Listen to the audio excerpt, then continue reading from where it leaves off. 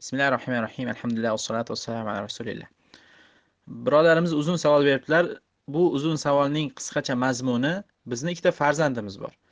Yana bir farzandni ko'radigan bo'lsak, uni tarbiyasiga qiynalib qolishligimiz mumkin. Shuning uchun uchinchi farzandni ko'rmaslik uchun homiladorlikdan to'sadigan ba'zi bir vasilalarni qilib, shu homiladorlikni to'sishligimiz joizmi deb so'rabdilar.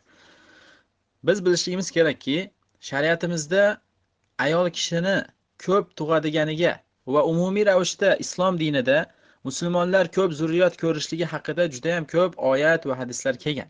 Masalan, Abu Dovud rivoyat qilgan hadisda Maqal ibn Yasar radhiyallohu anhu rivoyat qiladilarki, bir kishi Rasululloh sollallohu alayhi vasallamning yonlariga keldi va aytdiki: "Ey Rasululloh, juda ham bir nasabi baland, juda ham chiroyli bir ayolni bilaman, lekin u tug'maydi.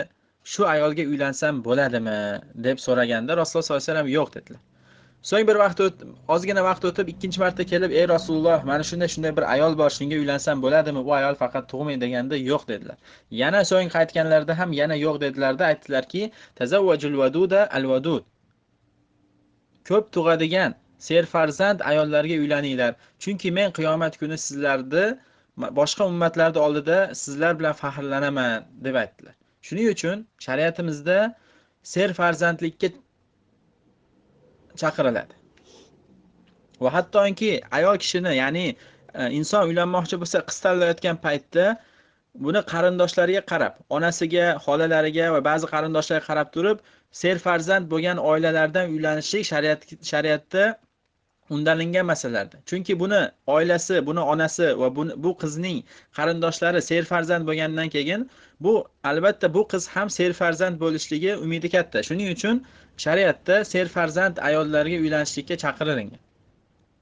Shunga ko'ra bu ikkita farzanddan keyin yana boshqa farzanddan to'sishlik shariatda joiz emas. Agar bu to'sishlikka sabab salomatlik yuzasidan aniq shubha emas, gumon emas, aniq bir tabiblar tarafidan agar bu ayol yana tug'adigan bo'lsa, buni hayotiga zarar bo'lishligi aniq, buni salomatligini hatto masalan o'lib qolishlikka darajasiga borishligi mumkin degan tibbiy tarafdan to'sqinliklar bo'lsa, bu boshqa masala. Bu haqida inshaalloh yana o'tamiz. Lekin shunchaki rizqdan qo'rqib, bu masalan qanday qilib boqaman deyishlik yoki qanday qilib tarbiya qilib olaman deyishlik, bu narsa shariatda joiz qilib bermaydi homiladorlikni to'sishlikda. Chunki rizq beruvchi Alloh taolo. Tarbiya qiluvchi esa inson sunnatga muvofiq tarbiya qiladigan bo'lsa, tarbiya qilishlikdan qiynalmaydi. Insonlar 10 tadan ko'p farzandlarni tarbiya qila olgan. Modomiki islom diniga, ahkomlarga ergashar ekan, tarbiya qilishlik oson bo'ladi.